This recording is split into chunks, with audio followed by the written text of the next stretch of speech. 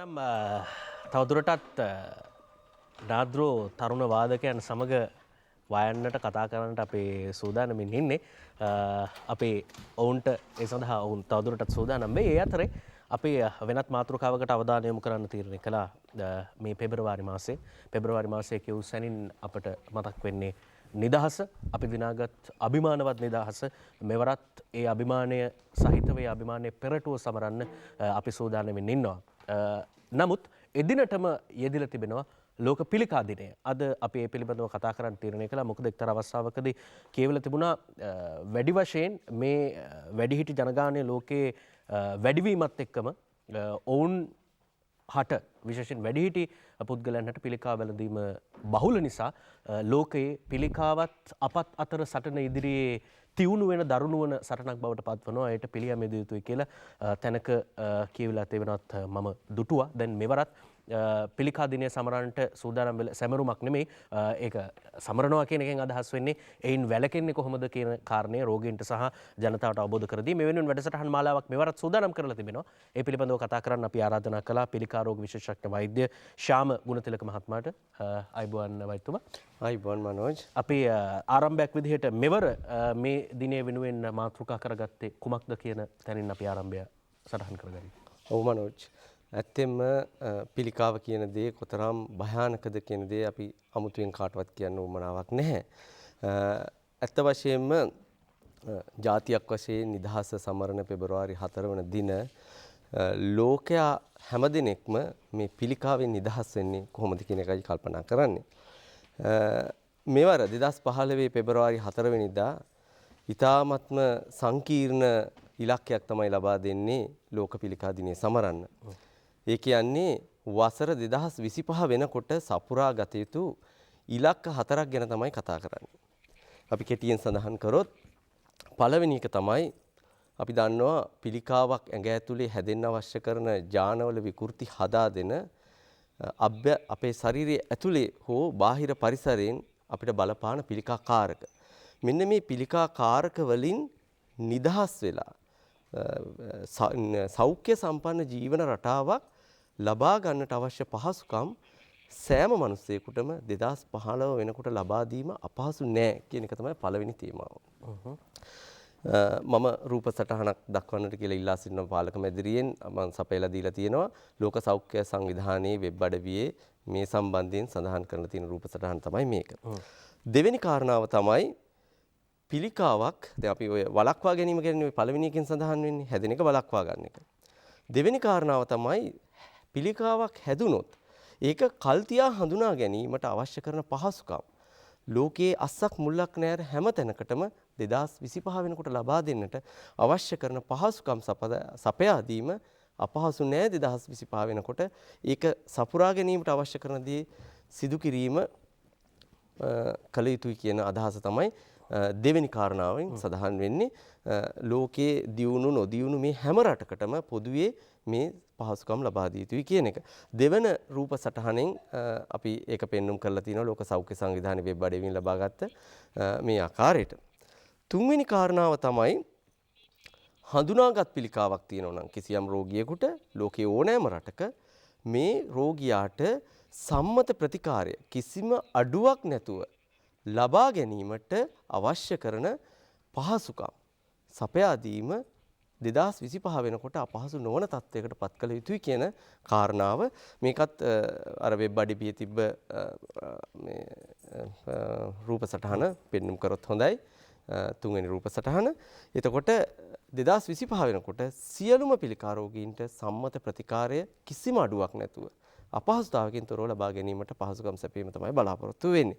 ඒ ඉලක්කය අද ලබා දෙනවා 2015 පෙබරවාරි 4 වෙනිදා සමරන මේ පිළිකා දිනේ. ඊළඟ කාරණාව තමයි අපි දන්නවා පිළිකා වලින් තුනෙන් එකක් අපිට වළක්වා ගන්න පුළුවන්. ඒ කියන්නේ 2020 වෙනකොට අපි දන්නවා ගණන් බලලා තියෙනවා ලෝක සෞඛ්‍ය සංවිධානයේ ලෝකයේ අලුතෙන් බිහි වෙන පිළිකා රෝගීන් සංඛ්‍යාව මිලියන 15යි. මිලියන 15ක් කියලා කියන්නේ ලක්ෂ 150යි. එතකොට මෙයින් ලක්ෂ 50ක් මිලියන 5ක් අර අපි කලින් සඳහන් කර පළවෙනි කාරණාවෙන් වළක්වා ගන්න පුළුවන්. පිළිකා හැදෙන්නේ නැතුව. එතකොට දෙවෙනි මිලියන 5 ඒ කියන්නේ ලක්ෂ 50 අපිට කල්තියා හඳුනාගත්තොත් සම්පූර්ණයෙන් සුව කරගන්න පුළුවන්. තුන්වෙනි මිලියන 5 ඒ කියන්නේ අවසාන ලක්ෂ 50 සමහර වෙලාවට අපිට සුව කර ගැනීම අපහසුයි. ඒ වගේම සුව කළ හැකි පිළිකා රෝගීන් සහ සුව කළ නොහැකි පිළිකා රෝගීන් මේ සියලු දෙනාටම සහ ඔහුගේ පවුල් වල අයටත් ඒ වගේම මේ පිළිකා රෝගීන්ට උපස්ථාන කරන මේ හැම දෙනාටත් ඇතිවෙන කායික මානසික ආධ්‍යාත්මික සහ සමාජීය ප්‍රශ්න කල්තියා හඳුනාගෙන ඔවුන් එයින් ගලවා ගැනීමට යම් කිසි උදව්වක් ලබා දීම තමයි ඒ සෑම කෙනෙකුටම අවශ්‍ය කරන මේ උදව්ව ලබා දීම සහන ප්‍රතිකාරය කියන්නේ පැලිටිව් කෙයා තුලින් ලබා දීම 2025 වෙනකොට හැම රෝගියෙකුටම මේක සමසේ ලැබෙන විදිහට ලබා දීමේ ඉලක්කය තමයි 4 වෙනි ඉලක්කය. ඒකත් අපි රූප සටහනකින් දක්වලා තියෙනවා. ලෝක සෞඛ්‍ය සංවිධානයේ මෙවර ලෝක පිළිකා දිනය සැමරීම නිමිත්තෙන් පළ කරලා තියෙන වෙබ් අඩවියේ 4 වෙනි අවසාන මේ අරමුණ විදිහට. එතකොට මෙන්න මේ අරමුණු 4 සාක්ෂාත් කර ගැනීම සඳහා 2025 වෙනකොට මේක ලේසියෙන් කරන්න පුළුවන් දෙයක් නෙමෙයි. නමුත් අපහසු නෑ කියන මතයේ තමයි අපි ඉන්නේ. මේ අරමුණු 4 තව අවුරුදු 10ක් තියෙනවා. මේ අවුරුදු 10 පුරාවට ඉතා මහන්සියෙන් වැඩ කටයුතු කරලා එකාමන් මෙන්ම වැඩ කටයුතු කරලා දියුණු නොදියුණු කියන මේ හැම රටකටම මේ අරමුණු ඉටු කර ගැනීම තමයි බලාපොරොත්තු වෙන්නේ. ඔව්. අපේ වෛද්‍යතුමා දැන් තවත් විදිහකට මේක අපි ඛණ්ඩනය කරගත්තොත් ඇතැම් වෙලාවට පිළිකා සහිත රෝගීන් සුව කිරීමත් පිළිකා වැළඳෙන්නේ නැතිව සිටීමට ජනතාව දැනුවත් කිරීමත් කියන කාර්ය දෙක මූලික කරගෙනත් ඒ අතර ඇති කියලා විශ්වාස කරනවා.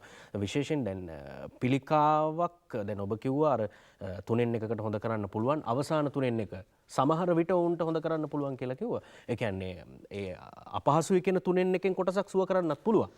ඇත්තටම අවසාන තුනෙන් එක ලක්ෂ 50 සුව කර ගැනීම ඉතාමත්ම අපහසුයි. ඊට කලින් කිව්ව ලක්ෂ 50 තමයි සුව කරන්න පුළුවන්. කල්තියා හඳුනා ගැනීම තුලින් ඒකයි අපි උනන්දු කරවන්නේ රෝගීන් ප්‍රමාද නොවි සම්මත ප්‍රතිකාරය සඳහා පැමිණිය යුතුයි. ප්‍රමාද වුණොත් ඒ කොටසත් වැටෙන්නේ අර අන්තිම ලක්ෂ 50ට. ඒකයි මේක ඉතාම සංවේදී කොටසක්. ඇත්ත වශයෙන්ම මේ කාරණාව අද අපි ඉදිරියට සාකච්ඡා කරන විශේෂ මාතෘකාවටත් වැදගත් වෙනවා. අපි පරක්කු වුණොත් හොඳ කළ හැකි පිළිකාව පවා හොඳ කළ නොහැකි තත්ත්වයටපත් වෙනවා. එවැනි රෝගීන් විශාල ප්‍රමාණයක් අපි දැකලා තියෙනවා.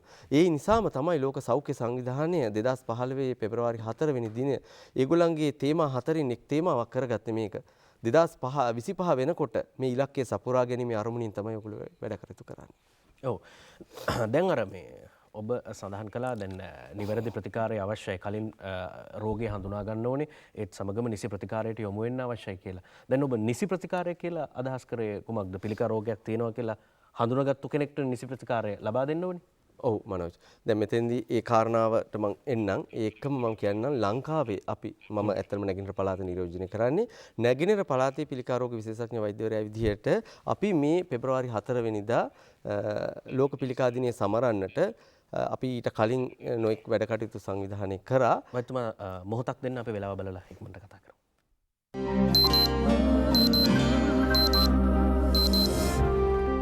ඔබේම ප්‍රියයන් ඔබේ ප්‍රථම රාජකාරිය කරගන්නට අමතක නොකරන්න. නැගෙනහිර පළාතේ අපි තීරණය කළා අපි රජයේ නිලධාරීන් විදිහට සෞඛ්‍ය ක්ෂේත්‍රයේ ඉන්න අපි කරන වැඩ කටයුතු ටික සාර්ථක කරගන්න නම් අපි ප්‍රජාවට ලබා දෙන පණිවිඩය ඒ තුළට කාවද්දන්නට අවශ්‍ය කරන ලොකු දෙයක් තියෙන. ඒක තමයි ප්‍රජාවේ සහභාගීත්වය කොහොමද මේකට ලබා ගන්න කියලා. ඒ නිසා ගිය සිකුරාදා මේ පහුගිය සිකුරාදා අපි ආරම්භ කළා මේ ලෝක පිළිකා දිනය නිමිති කරගෙන අම්පාර දිස්ත්‍රික්කයේ ගල්ඔය නිම්න පිළිකා නිවාරණ සංගමේ පටන් ගත්තා. මම රූප රාමු දෙකක් විතර සපයලා තියෙනවා මේක ආරම්භ කරේ රජයේ නිලධාරීන්. ඒ වගේම ප්‍රජාව සිංහල දමිළ මුස්ලිම් කියන මේ සියලුම ජන කොටස් එකතු කරලා ඊළඟ පින්තූරෙත් අපි ඒක ඒ සම්බන්ධයෙන් ඡායාරූපයක්මයි ඊළඟ පින්තූරෙත් තියෙන්නේ අපිට ලබා දුන්නොත්. එතකොට මේ සංගමෙන් අපි බලාපොරොත්තු වෙන්නේ අපි කරන වැඩ කටයුතු ටික සාර්ථක ලෙස ප්‍රජාවට ගෙනියන්නට ඔවුන්ගේ සහයෝගය ලබා ගැනීමයි. එතකොට මනෝජ් ඔබ කිව්ව කාරණාව සම්මත ප්‍රතිකාරය කියන්නේ මොකක්ද? ජනතාව පුරුදු වෙලා තියෙනවා අද සම්මත ප්‍රතිකාරය කියන දේ ඇත්තට මේගොල්ලෝ හඳුන්වන්නේ ඉංග්‍රීසි වෙදකම. එහෙමත් නැත්නම් බටහිර වෙදකම කියලා.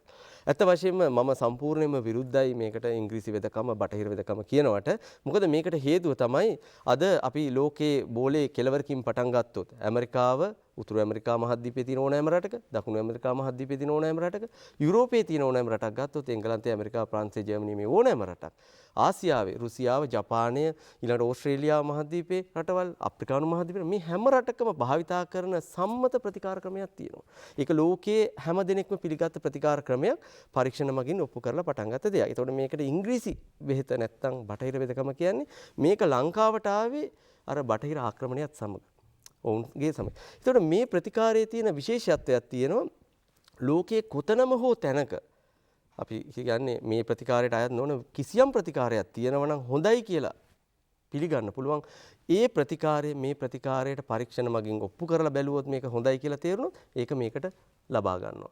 ඉතින් අපිට මේකට උදාහරණ විශාල ප්‍රමාණයක් දෙන්න පුළුවන්.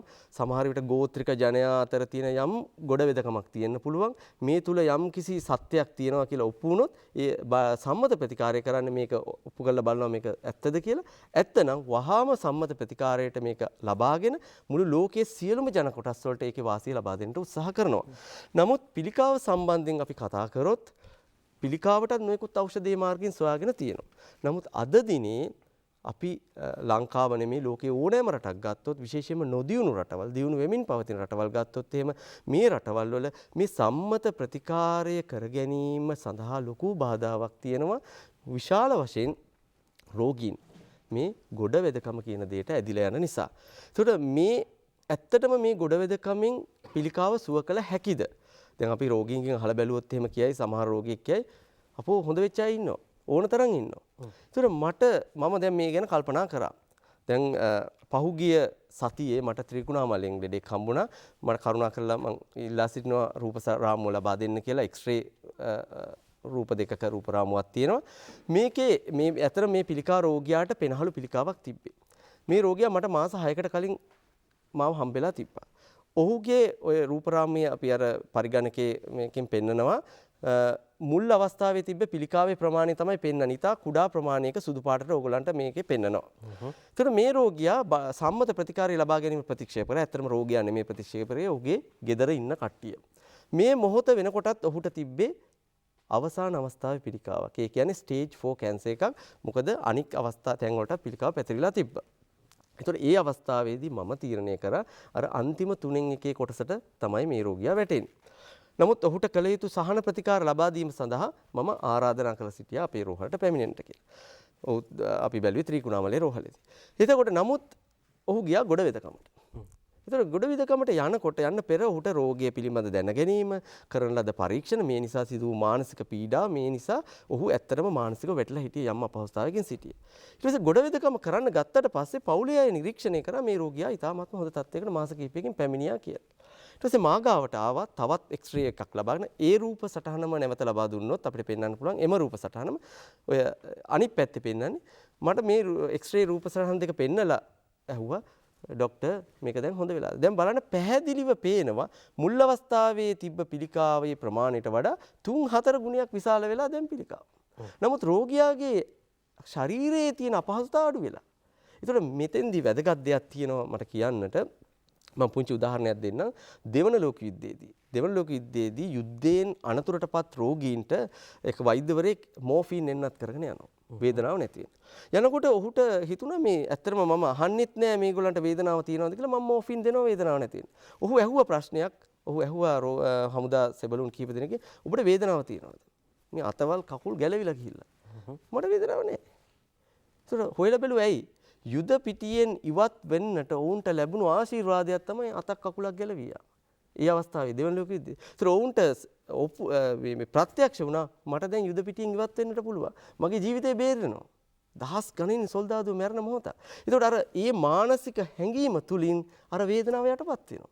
ඒතකොට මේ වේදනාව රෝග ලක්ෂණ කියන දෙයට මේ බෙහෙත් පෙත්ත සහ එන්නත් පමණක් නෙමෙයි වැදගත් වෙන්නේ. ඒතකොට මේ මානසිකව ලැබෙන මේ පණිවිඩයත් ඒකට එකතු වෙලා තමයි එන්නේ. දැන් රෝගය දැනගන්න මොහොතේදී මේ මානසිකව වැටලා ඉන්න රෝගියා ක්‍රමක්‍රමයෙන් ඒකට ඇඩැප්ට් වෙනවා. නැත්තම් අනුකරණය වෙනවා. එතකොට අමාරු අඩු වෙනවා.